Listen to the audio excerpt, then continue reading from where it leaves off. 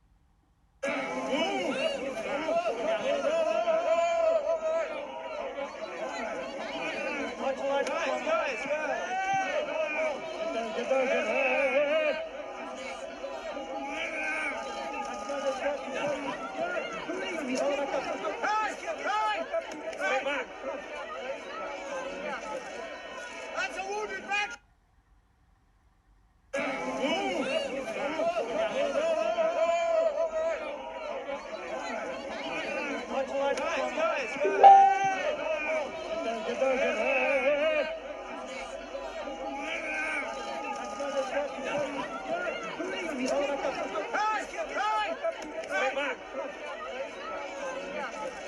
And vandalism or dishonor the memory of our veterans.